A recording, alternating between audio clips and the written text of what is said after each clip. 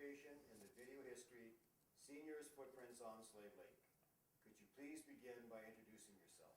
Hello, I'm Stella Boisvert, and I have lived in Slave Lake 55 years. I was born in Edmonton but lived in Whitewater until I went away for school at age 15 to Edmonton. I have two sisters and a brother, and my mom and dad when they were married, came to Dog Island, and they said that was their honeymoon. He was a fisherman, and my mom cooked for what she called a United Nations group of men. They were from all different backgrounds. And also, my folks were in the mink ranching business. So we came to Slave Lake in 1955 from Canuso. And the reason we came to Slave Lake was we brought some eggs down to sell to his Uncle Gene Boisvert and Aunt Lee here in Slave Lake. And while we were visiting with them, the person that was going to buy the store, it fell through, and Leo just off the cuff said, "Oh, I'd like a chance at that."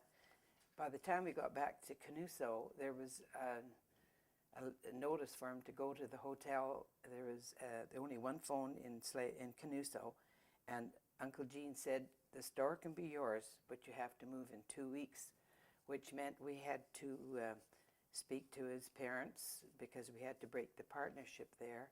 And the only way they would let us go is if one of the brothers would take over the business partnership in Canuso, which ended up to be Art and Doris. And so in 2 weeks, Leo and I moved to Slave Lake. And I'm telling you, going from Canuso, that was an old established community, and it just seemed to be so far ahead to move to Slave Lake, which was, well, we found it a bit difficult. And also, we were the new kids on the block. There was older storekeepers, and their business was established pretty well. And so it was a bit tough going at first. But we were lucky. The Dew Line, the fellows from there stopped into the store and asked Leo if he wanted to take the business of supplying the Dew Line. And that was what really helped us right from there on. And of course, when the oil hit. Now, I don't know what else. Let me see. What Slave Lake looked like when you got here? You say Canuso was well established? Yes, it had streets and sidewalks, and when we moved here, it was just a little hamlet, not hardly that, you know, and it was all either loggers or fishermen, mink ranchers, and of course no streets or anything. There was nothing. The hotel, which we call the Zoo, seemed to be the main spot in town for entertainment. No, Slave Lake was very, very, I always said there was two places I'd never live, and that's Fost and Slave Lake, and we landed up in Slave Lake, which ended up very well for us. Let's see, where am I now? First memories, yeah, Slave Lake. But what we did love about Slave Lake is we were at the lake. We lived right beside the lake, and we spent all our spare time down there. And that was one thing that really endeared us to the town. And there were some very nice people. I must mention Barb and Don Tarney. He was the principal here, and also Helen and Charlie Schurter were such good friends that and then we started to make friends, which, yeah, ended up I'd never leave here, never leave Slave Lake. Could you tell us a little bit about Charlie Schurter, Mr. Slave Lake? Everybody mentions him, but nobody's actually talked about him. Oh God, he was a wonderful friend. Both of them were, but Charlie was the one that he was the telegraph operator, and he's the one that sent the messages on about the sinking of the Titanic. And he was such a great pusher for Slave Lake. That's why they called him Mr. Slave Lake. He was always so interested in everything, and he would get the telephone book when we finally had a telephone there, and phone Vin Rice at Canuso every time to tell him how many people were in the directory compared to Canuso. And he never let that go. He always phoned Vin Rice to tell him how many more people we had in Slave Lake than Canuso. Charlie, and he lived to the ripe old age of 103, and he was just so interested in anything to do with Slave Lake all his life. Yeah, and he used to cook his meals himself, and mostly what he liked was sauerkraut and spare ribs. And but it was unreal to watch him eat it because he wouldn't cook the spare ribs very well. But he always did, and he really liked his rye and orange juice. And when he was not feeling very well, the public health nurse said that he shouldn't be drinking all this rye. So what I did was I would take a bottle of rye, get 2 bottles, get a bottle, an empty one, and I'd empty part of the rye into the empty bottle and fill it with water. And then he never knew when it was time, when he got another one, that I also had one ready to go. And he thought he was drinking rye and orange juice, but mostly it was rye and water. But he kept going, and he thought it was pretty good. But yeah, he stayed in the same place until he had to move out because of his health. And he didn't last that long after. Yeah. But wonderful, wonderful friends. He really was. Yeah, he was a great supporter. Now, where are we here now? You were talking about the store, but where was it? Oh yes, when we bought the store, it's where the Treasure Branch is right now. And we lived in the back part, which is very unhandy because we had oiled floors, and of course when we came to, I'm going to back up just a bit, we came to Slave Lake with our 2 daughters, Terry and Linda, and then had 3 more after that, 2 more at that store. But the floors were oiled, and oh my goodness, they'd just make such a mess. They'd crawl in there and get away from you and crawl on the oil floors. And another thing they did was they had to go through the house to go to the back to get, would you believe, where we stored gasoline or kerosene and other explosives in this back warehouse. The girls would have to go up there, go to the back and fill these cans of coal oil. And then, of course, they'd come back through and drip across the floors. But it was, and then Leo at that time bought furs. And of course, where did he count them? In the kitchen. So it was, it was very interesting. He did buy a lot of furs from the north. Yeah, that was just the way we lived. And I'd hang my clothes outside and then bring them in, and had a rack, and we'd put it in front of the heater, and couldn't open the door in the winter because it would freeze shut. We'd have to go around by the store through the store entrance. But the early days of the store, they only had the heater, the furnace in the basement, and people would stand on the big register inside the store to get warm. And some of these mink farmers would have been working out in the mink pens and come and stand on the register, and my goodness, it was really something, the smell. But I guess they said it was money. It smelled like money. See, what else was there about our store at early times? We did almost have a tragedy. We lived in the back part, of course, and the cone, unbeknownst to the cone and the furnace fell over a part of it, and the carbon monoxide was coming into the building, and we couldn't figure out what it was. except that the girls felt better, and my mom was helping us at the time. And when she'd go to her place and then come back, and same with our staff, they always felt better when they came, left our store, but they would leave it quite nauseous and not feeling good. And so Leo thought he'd go down and just check what the problem was, and then he yelled, he said, "Get everybody out."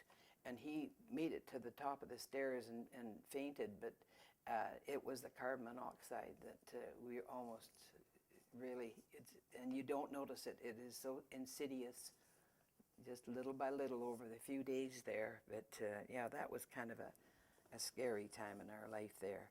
But the store, we had every department, the groceries and dry goods and hardware, and and we also bought eggs from Hangartners and some fish. We were able to handle some fish there, and it was just kind of a center. And then we moved from there. We built our house, which is now My Dot Slave Lake. It's the recent people in it, and a ghost keeper lives there, the house that we had built. And then I built the new store where the present one is, but it was faced a different way. The parking lot is still there, but an 8-year-old boy started a fire in the furnace, not the furnace room, the garbage room, and that was in, I think it was May or June of the year 78, I think, because we were all out golfing, and when we came back home, we could see the smoke coming out of the back of the store, and we thought we were able to save it, but there was a false ceiling, and the fire went up in through the false ceiling, and so we weren't able to save it. So Leo, being Leo, he an entrepreneur, he where the Salvation Army is right now, Leo opened up a store almost like No Frills. He opened up boxes, and people just bought stuff out of boxes, but he kept on with our business, and we rebuilt, and we're the present spot, and also right now it's which church is it? And the school, the school is there at our old store, and the church, and I'm just not too sure the name of the church right at the moment. I would know it if I'd put my mind to it, but anyway, that's what it is right now.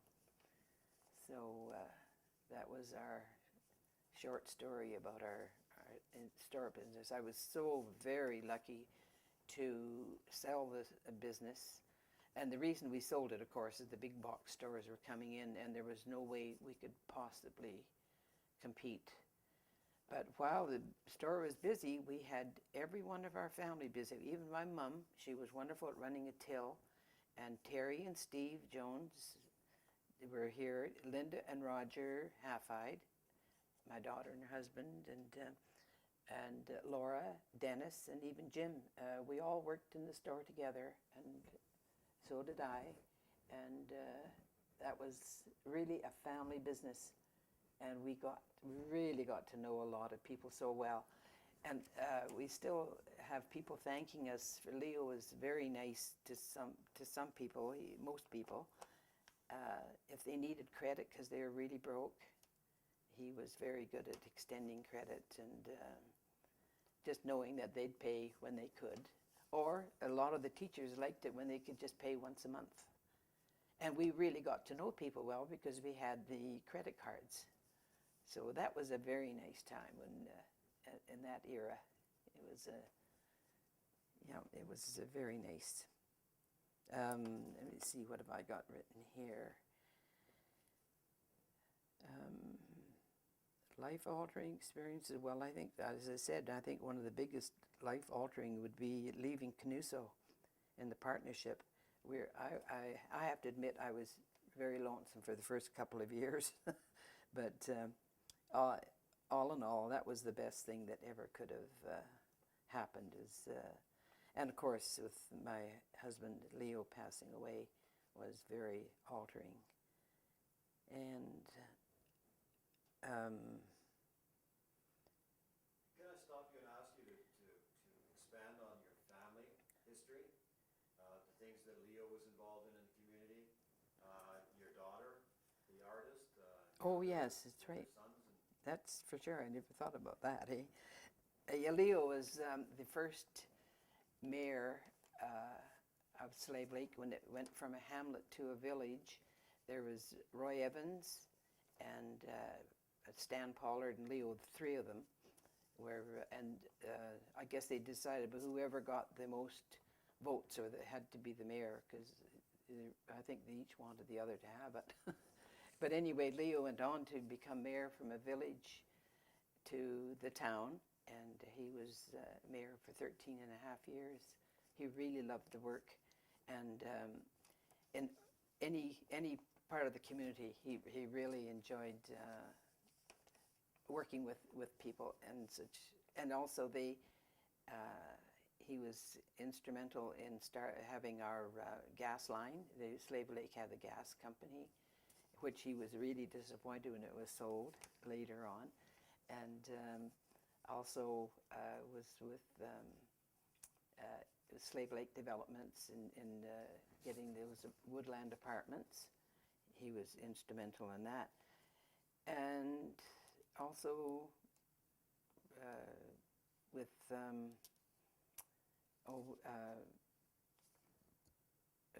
Mr. Manning, Preston's father, Ernest Manning. They were so nice, they loaned us money. Loaned us, I should say, not me, but it loaned the community money, and for a pool, and they were quite surprised when they thought it would be a donation, and Mr. Manning was so pleased when they were able to give the money back. They were able to but yeah, he was interested in politics, you know, as well, and but he really did love being the mayor, because he loved what was going on in our community, and of course that makes the rest of us all involved too. So. And this is how I still am a bit of a political, you know, I'm still interested in in politics. But, and also from there, of course, I've always been very interested in volunteering, right? From when I lived in Canuso or lived in Widewater, it seemed like I always liked volunteering. And, but going back to my family now, yeah, Linda is an artist. She, when her husband, they went to the Arctic, and this is where she got the love of painting things Arctic, especially the women's clothing. She found it was so beautiful, and the colors up there she found really beautiful. So she did a lot of her painting up there and got her inspiration. In fact, I went back with her here just a few years ago just to go back and just get an inspiration again. And but now Linda, since Roger has retired from the RCMP, Linda took a course, a 4-year course in landscaping and horticulture, very extensive. And so now this is what Linda and Roger in there doing, landscaping, not lawns or shrubs or what, but it's more flowers, fountains, just the beauty is what, and right now they've got this big estate that is huge, and they want curb appeal. So they really, really have some beautiful ideas every year for this real estate, this big estate that they go to. And they never had to advertise. That's how well known from mouth to mouth. And Terry and Steve, Terry has gone back to nursing. She was a nurse before, and they're retired. And Steve, they live in Edmonton, St. Albert. And Terry is just loving her work. Laura is here in Slave Lake. She and her husband have Eagle Tech Electric, and they have one son. Oh, I must say, Terry, like I step back, Terry and, and Steve have 2 girls, Sandra and Sarah, and Linda has 3 children, Jennifer, Brendan, and Vanessa, and Laura and David have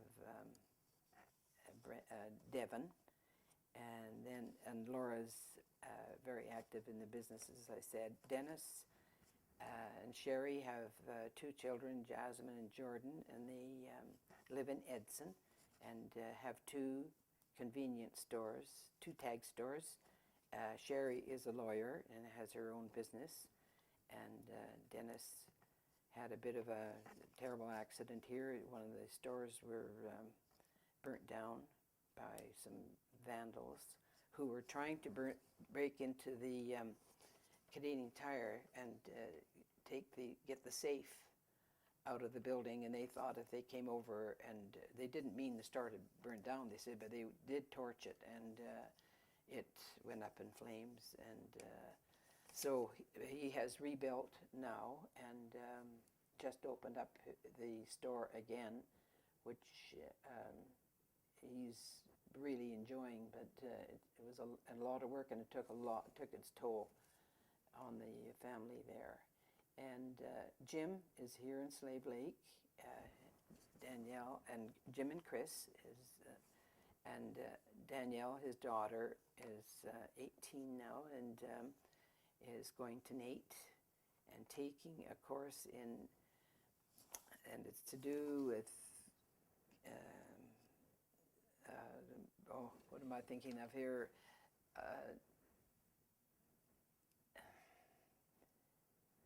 Yes, it's to do with actually. I don't know the name of it, but it's to do with kinetic energy, to do with you know, going to gyms and teaching and that type of a thing. I just don't know the word for that, but she's in university now. And Jim is still a finishing carpenter here. He likes to work by himself because he's very particular on the work, and he is still enjoying it. And Chris, his wife, is a teacher at the Michener School, high school. And yeah. I just wanted to ask you one question, and that is, when was the town of Slave Lake incorporated, when Leo became mayor? What year was that? Oh, I wish you would have asked me earlier.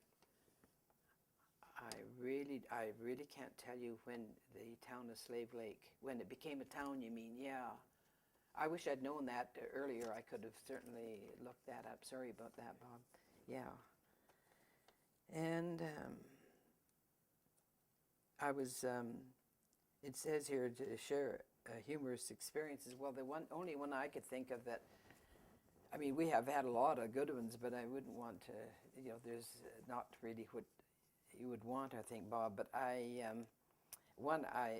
we did all find very humorous, and this is when the family, we were all working together in the store, and this fella had been in prison, so, and he was a very, very, very slim-built fella, but anyway, he learned how to do the cold air returns in plumbing or the heating, so he broke into our store. That was the one, the present one there. Broke into the store, but he fell through the ceiling, and the only way that the police knew who it was, he bit into some bologna, and his 2 front teeth were missing. So they knew who they knew who he was right away. He gave himself away. But we thought that's one little humorous incident that we had there.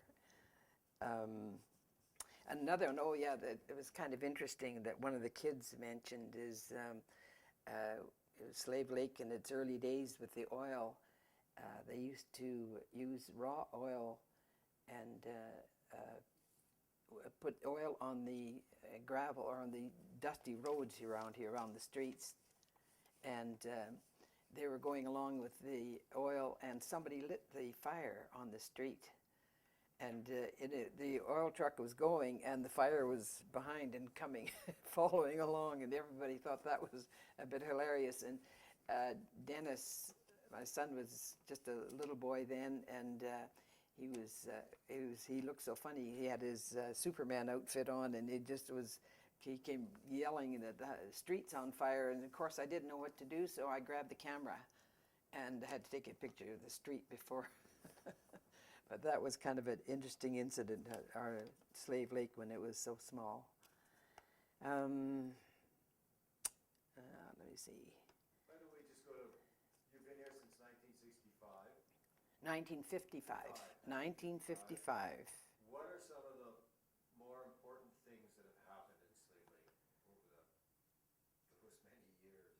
I should say, well, as I said, the gas system was a big thing, but then getting water and sewer was really a big event here in Slave Lake.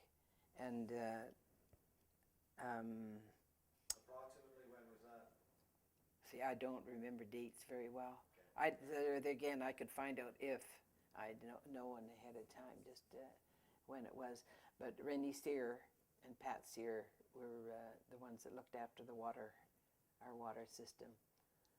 And it still comes pumped in from the lake, just the way it was then, and which surprises me because the town is so much bigger now. And of course, I suppose paving, we had a terrible time getting the paving because we're on lake bottom, and they would have to dig such deep holes to fill for the pavement to hold. And it just seemed like at that time, when they were doing the paving, trying to get it going, we had so much rain that it was just, they had to haul groceries from the hotel just by a board sidewalk to the stores because of everything was so muddy and dug up. Yeah, that was quite a time at that time. Yeah. What else were you wondering, Bob? I was just going to ask, what is the most important thing that's happened to you in Slave Lake? Oh, the most important, I think, having the fortune of raising my family here and living here with such wonderful people. The whole community, I don't mean just Slave Lake, but I mean the whole area. Widewater is still, and Canooster is still very precious to me. But that, I think, is one of the things, is being able to have the fortune to raise our family in the surroundings. We love nature and being out in it. I'm sorry, no, go ahead. What was that again? Is there any other key relationships in the community that you'd like to tell us about? People that are important to you? Well, I think volunteering, I have to say the hospital is absolutely my first love, to be able to volunteer, and I'm still very active in it. And yeah, I'd have to say that is one of the most important volunteering. And I did belong to a lot of other, like the Royal Purple and Home and School Association when it was called that way back when, which was so interesting. Mr. Hangartner was the first president for the Home and School, and he was very good on that. And to do with the hospital, of course, being on the ambulance board and being on the hospital board, I really enjoyed that so much. And also, I also went with our health nurse, Laura Atru. She was a great one in the community, and I would go on some of her maternity leaves. When she had to go out for maternity, I'd go with her. In fact, there was a set of twins, Laura and Stella, that were born here and named after Laura and I. When they were born, she didn't say anything, but when she went to register the babies, she asked the mother what she wanted to name them, and she said, well, those names you said. Laura and Stella. So that's how we got our names there. But I really love that, going out there to deliver babies. I went a few times. So those are just some of the wonderful things that happens when you live in a small town. You know, it was, and then we've had such good mayors, and particularly like our new one here again, Karina Play, Kinney. You know, we've had some very good, interested people that are a part of our life here. If you were to go away, like on vacation, and somebody asked you about Slave Lake, how would you describe it? Well, there again, I would just say it's just a Slave Lake. I would have to say it's a community that really, I'm going to say it kind of built in nowhere. I mean, it's very isolated, and it is. We found that out in store business, that the salesmen wouldn't come to Slave Lake because they had to go so far from A to B to get here, and there was nothing, so they just wouldn't. But now I feel, if I with Slave Lake right now, I'd say we're a service center, and I hope we continue to be. And what I would tell them is we've got the most beautiful lake right in Alberta, and a lot of people don't even know about our beautiful beaches. And I would have to say that either it's pretty sad if they don't ever have the chance to come up and visit us here. But I only want the ones that love nature to come, not for any other reason. Yeah, so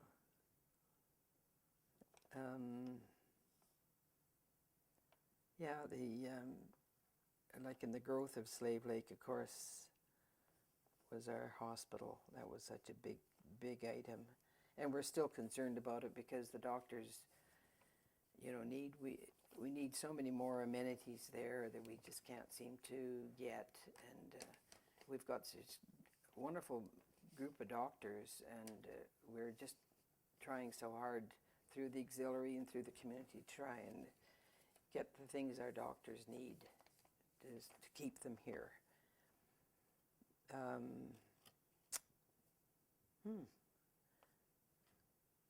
there anything else you can think of that you'd like to add? No, other than to say that I think our Slave Lake is the best place to live. It's healthy, and it's, you know, people have gone away and have moved back, and it's just to prove it's a wonderful place to live. Yes. The Slave Lake Adult Education Committee thanks you